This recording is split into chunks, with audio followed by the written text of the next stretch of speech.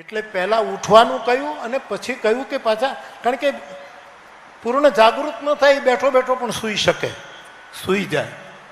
ભગવાને મને કહ્યું કે બેઠા બેઠા બોલો. લગભગ અમે બધા બેઠા બેઠા બોલતા રહ્યા ને, એમાં અમુક લોકો ઊભા થયા અને મજબૂરી એ થઈ કે હવે અમારે ઊભા થવાનો વારો આવ્યો. નહીતર તો અમે એકાંત સુખમ હાસ્યતા, વ્યાસપીઠ જેવું એકાંત જગતમાં કોઈ નથી. પૂજ્ય ભાઈશ્રી એના સાક્ષી છે, અમે એના સાક્ષી. એ અમારું એકાંત છે. અરતીર જનસંસદી, હજારો માણસો બેઠા હોય છતાંય અમે અમારા એકાંતનું આનંદ કરતા હોઈએ છીએ. એટલે અમને ઊભા કર્યા અને હવે બધાએ ઊભા થવું પડશે, ઊભા થવું પડશે. અને ઊભા થવા માટે બીજું કાંઈ નથી કરવાનું, એકાબીજાનો દ્વેષ છોડીએ. કારણ કે મારો બહુ જ અનુભવ છે ગુરુદેવ ભગવાન, કે સામેથી પગે લાગે છે ને એ જ આપણો સમાજ પાછળથી એટલી જ નિંદા કરે છે. આમાંથી જાગૃત, આમ અંદર આમ મંચ ઉપર એક થઈએ ને મન ઉપર નેક નહીં થઈએ તો સનાતન ધર્મની સેવા નહીં થાય. આમ તો આપણે બધા મંચમાં, ક્યારેક ક્યારેક હું ઇસ્લામી મંચમાં પણ હું જાઉં છું, જતો હું છું, ત્યારે સ્પષ્ટ કહેતો હું છું કે ભાઈ આમ મંચ ઉપર આપણે બધા જ એક છીએ, સારું સર. પણ માણસ જાય પછી એટલી આપણે આપણી અંદર એટલી બધી નિંદા કરી. મારી પાસે પ્રમાણો છે, તમે કહેતા હો તો અમુક રેકોર્ડિંગ આપને સંભળાવીશ કે હમણાં જે દંડવત કરતા હતા એ પાછળથી કેટલી આલોચના કરી રહ્યા છે. એમાંથી આપણે જો બહાર નીકળીએ તો સનાતન ધર્મની બહુ મોટી સેવા છે.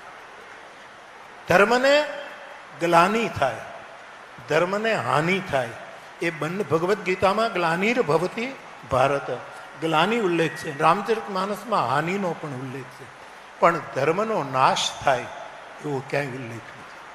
કારણ કે ભગવાન રામ સનાતન છે, ભગવાન કૃષ્ણ સનાતન છે, ભગવાન શિવ સનાતન છે, મા દુર્ગા સનાતન છે, સૂર્ય સનાતન છે, ગણેશજી સનાતન છે, મારો હનુમાનજી અજર અમર છે, વાલ્મીકી સનાતન છે અને ભગવાન વ્યાસ સનાતન છે.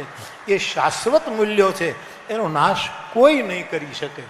પણ મારે ને તમારે, અમારા રામાયણમાં એમ લખ્યું છે કે શ્રદ્ધા બીનું ધર્મ નહીં હોય. શ્રદ્ધા નહીં હોય તો ધર્મ નહીં જાગે. ધર્મના કવચની અંદર કંઈક બીજું જ ફરતું હશે. અમારે રામચરિત માનસના નભમંડળના એક બહુ તેજસ્વી નક્ષત્ર સાકેતવાસી પંડિત રામકિંકરજી મહારાજ એવું કહી ગયા કે ઘણી વખત ધર્મનું બખ્તર પહેરીને અંદરથી અધર્મ કામ કરતો હોય છે. હવે એ અધર્મને હું મારવાનું નહીં કહું, કારણ કે એ મારા શબ્દકોશમાં નથી. નાશ કરવાનું નહીં કહું, એ મારા શબ્દકોશમાં નથી. મારે તો એમ કહેવું છે કે એ ધર્મ જે ધર્મના લિબાસમાં અધર્મ છુપાયો છે, એક કવચ પહેરીને ધર્મનું, તથાકથિત ધર્મનું કવચ પહેરીને એ જે અંદર અધર્મ પોષાય છે એનું નિર્વાણ કેમ થાય? એને મારી નાખવાનું નથી, એનું નિર્વાણ થાય. એનું નિર્વાણ કેમ થાય એના માટે આપણે, અમારા રામાયણમાં તો એમ લખ્યું છે કે જલંધર રાક્ષસ પણ એની પત્ની, આ કિંકરજીના વિચારો છે, એની પત્ની મહાન પતિવ્રતા નારી, એ પત્નીના પાતિવ્રત્યનું બખ્તર પહેરીને અધર્મી જલંધર જગતને ત્રાસ આપતો. હવે ભગવાન વિષ્ણુને એમ થયું કે પહેલા બખ્તરનું છેદન ન થાય, ભેદન ન થાય, એ બખ્તરને હટાવવામાં ન આવે ત્યાં સુધી અંદર છુપાયેલો જે અધર્મ છે એમાં તો એને ખતમ નહીં કરી શકાય. ત્યારે સમાજમાં જ્યારે ધર્મનું કવચ પહેરીને અધર્મ પોષાતો હોય ત્યારે એને ભેદવાનો છે, એને છેદવાનો છે. અમારા રામાયણમાં તો છલ કરી ટારે ઉતા સુરત, છલ શબ્દનો પ્રયોગ છે, પણ હું છલ શબ્દનો પ્રયોગ નહીં કરું. ભલ કરી ટારે ઉતરાસુ, બધાનું ભલું ઈચ્છીને એનું નિર્વાણ થાય અને જે દિને દિને નવમ નવમ છે એવા સનાતન ધર્મની ધજા ફરકે એવી હનુમાનજીના ચરણમાં હું પ્રાર્થના કરું. અમારી વ્યાસપીઠો તો આપની સાથે જ હોય ને, કારણ કે આપના આશીર્વાદથી, વાલ્મીક અને વ્યાસના આશીર્વાદથી અમે ફરીએ. અમારા ઉપર એનો હાથ ન હોય તો અમે શું, અમારું શું ગજું? એટલે વ્યાસપીઠો આપની સાથે જ છે, પ્રશ્ન જ નથી. આપ જે કંઈ અહીંયા આપે આખો કાર્યક્રમ બાપુ રજૂ કર્યો કે આવું આવું કરવાનું છે, એમાં અમે સાથે જ છીએ. મને બહુ ગમ્યું ગરડાથી પધારેલા પૂજ્ય સ્વામી મારા તો આત્મીય છે, બહુ સદભાવના રાખે છે. આપે જે મૂળ આપની પરંપરા જે છે એમાં ક્યાંય કોઈને નુકસાન પહોંચાડવાની વાત નથી. મૂળ કાંઈ નુકસાન કરતું નથી, પણ બાકીનું જે કંઈ થયું હોય આપે બહુ જ જાહેરમાં આનો સ્વીકાર કરીને આ સનાતન ધર્મના એક સેવક તરીકે સાથે જોડાવાનો એક મંગલ સંકલ્પ કર્યો. એટલા માટે સ્વામી હું આપને નમન કરું છું, અને આ મંચમાં કહેવાયેલું તમે કરશો જ એવી હું શ્રદ્ધા સાથે આપને પ્રણામ કરું છું. તો વિશેષ કંઈ નહીં કહેતા આપણે જગદગુરુ ભગવાનના આશીર્વાદ પ્રાપ્ત કરવાના છે. અમારી વ્યાસપીઠ,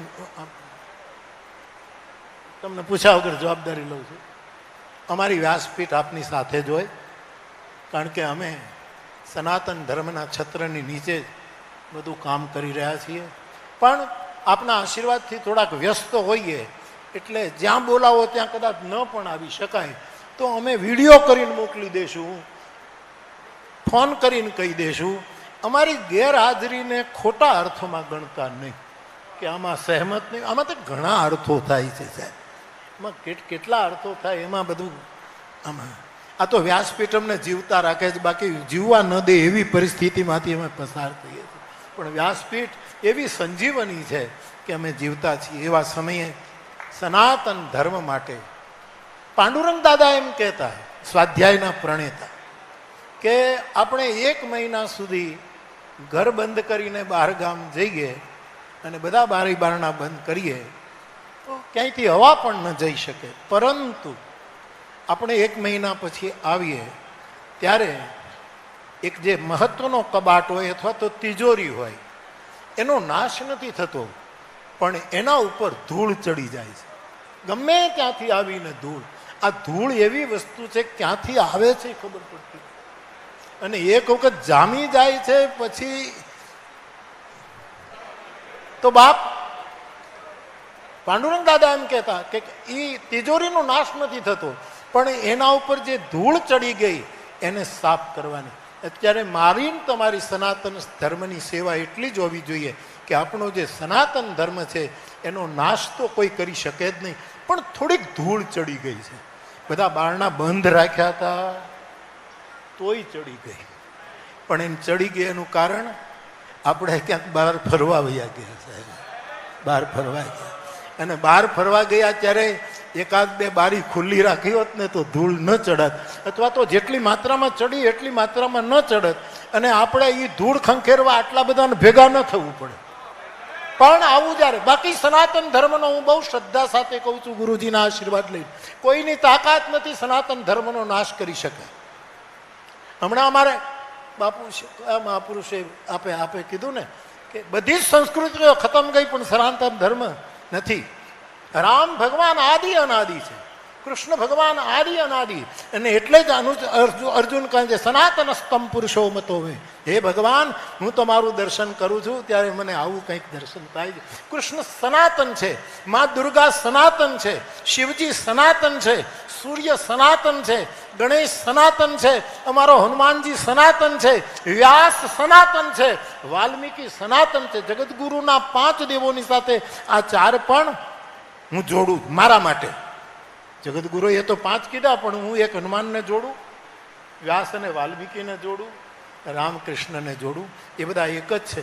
આવો આપણે બધા ભેગા થઈને સનાતન ધર્મની સેવા કરીએ. અને ફરી એક વખત કહું કે સેવા એટલે સનાતન ધર્મની આજ્ઞાને પ્રસન્ન ચિત્તે શિરોધાર્ય કરીએ.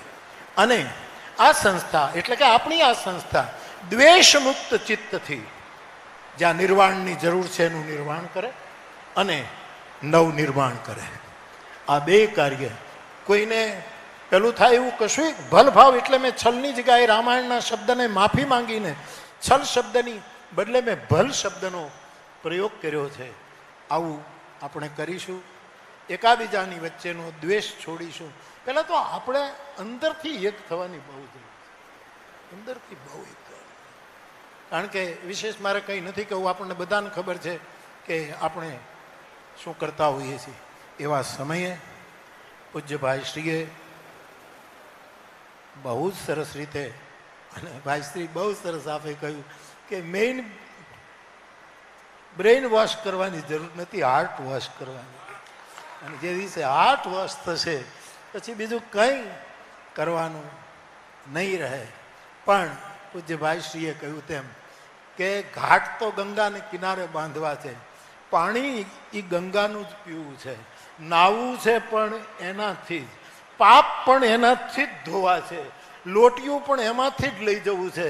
છતાંય ગંગા મહત્વની નથી, ઘાટ મહત્વનો છે. એવી જે ચતુરાઈ. અને ભાઈશ્રી ભાગવતની વ્યાસપીઠની આપે ઉદારતા ઘોષિત કરી કે અજાણતા કાંઈ નથી થતું, જાણી જોઈને. આ તો તમારી ઉદારતા છે. બાકી બધું કાંઈ અજાણથી નથી થતું, બધું જાણી જોઈને જ થાય છે. એવા સમયે આ ધૂળ ઉડાડવાનું કામ પૂજ્ય બાપુ અને આ સંતો કરી રહ્યા છે. ત્યારે આપણે બધા જ એમાં સાથે મળીને આ કાર્યને અમને જે કંઈ આદેશ થશે એ અમારી રીતે અમે એનો વિસ્તાર કરીશું. અમે લોકોના માણસો છીએ સાહેબ, વેદના માણસો આપ છો, અમે લોકોના માણસો છીએ. એટલે વેદ તરફથી જે કંઈ આદેશ થશે એ છેલ્લા માણસ સુધી પહોંચાડવાની જવાબદારી અમારી છે, લોકો સુધી પહોંચાડવાની જવાબદારી અમારી છે. વિવેકપૂર્વક દ્વેષ મુક્ત ચિત્તે પહોંચાડશું, ક્યાંય દ્વેષ નહીં હોય. મને મુક્તાનંદ સ્વામીનું પદ બહુ ગમે છે. ભગવાન સ્વામીજી, ત્યાગ ન ટકે વૈરાગ વિના. કેટલું મોટું ગાંધીજીએ પ્રાર્થના પોથીમાં આ ભજનને સ્થાન આપ્યું છે. અને મારું અત્યંત આપ સાંભળતા હોય બધાને વ્યાસપીઠ ઉપર તું ગાત, ત્યાગ ન ટકે વૈરાગ વિના. વેશ તો અચ્છો ધર્યો પણ દ્વેષ રહી ગયો દૂર. આ મુક્તાનંદ સ્વામીના શબ્દો મારા નથી, આ એક મહાન પુરુષના શબ્દો છે. અને ઉપરથી બધું અચ્છું હોય પણ અંદર મોહ ભરપૂર, ત્યારે જ કંઈક જુદા જુદા આવા કાર્યો થતા હોય છે. ખેર, એમાં આપણે ન પડીએ. અને સનાતન ધર્મની વાત, વ્યાસ ગાદીની વાત, અમારી જગતગુરુ ભગવાનની પીઠની વાત સત્તાએ પણ સ્વીકારવી પડે એવું ભજન વધારીએ આપણે કે સત્તાને પણ એની વાત. અમારા વશિષ્ઠજી રામજીને તિલક કરે છે ત્યારે કહે છે કે અનુશાસન અમે કરીએ, શાસન તમે કરો. આ મૂળ ભારતીય સભ્યતા છે. બધા સ્વીકારે જ છે, પરંતુ સ્વીકારવી પડે. એવી સ્થિતિમાં સાધુ આ સમાજ સનાતન ધર્મ માટે એકઠો થયો છે. આપ સૌને મારા પ્રણામ. અને બાપુ મુક્તાનંદ બાપુ તો શિક્ષણનું કેટલું કામ કરે છે, આરોગ્યનું કેટલું કામ કરે છે. કેટલા આશ્રમો આમ છેલ્લા શ્વાસમાં હતા, એને પાછા ગંગાજળ પાઈને તુલસી પત્ર નાખવાની તૈયારી હતી, એને પાછા સંજીવની આપી અને બેઠા કરે છે. એક સાધુ, બહુ જ મોટું કાર્ય. અને આ કેટલી મોટી વાત છે. હમણાં જ રામેશ્વર બાપુ, લીમડી બાપુએ કીધું કે એમાં જેટલો ખર્ચો થાય એમાં તો બહુ મોટો ફિગર આપ્યો. આપે બહુ મોટો બાપુને પૂછીને આપ્યો કે તો ઠીક છે, પણ મારી દ્રષ્ટિએ બહુ મોટો ફિગર હતો બાપા, બહુ જ મોટો. અમે તૂટી જાય તોય ભેગું ન થાય પૈસા, તૂટી જાય ના આખા કાશ્ય હાટ આમ વેચાઈ જાય તોય મેળ ન ખાય, એટલો બધો. પણ એ સાધુનું સમર્પણ છે. ત્યાગ ન ટકે વૈરાગ વિના, એ ચરિતાર્થ થાય છે. એવા સમયે બધા જ સંત પુરુષોને મારા પ્રણામ. વિશેષ કંઈ નહીં કહેતા. સબ કર હોય, સબ કર, ધ્યાન રાખના, સબ કર હોય પરમ કલ્યાણ. અમારા રામાયણમાં લખ્યું છે એહી કર હોય પરમ કલ્યાણ. પરંતુ તુલસીદાસજીની ક્ષમા માંગીને હું કહું છું, સબ કર હોય પરમ કલ્યાણ, સોય કર હું અબ કૃપા નિદાના. સર્વે ભવંતુ સુખિનઃ, સર્વે સંતુ નિરામયા. તો ભગવાનના ચરણમાં પ્રણામ કરી આપ સૌને મારા પ્રણામ. જય સિયારામ.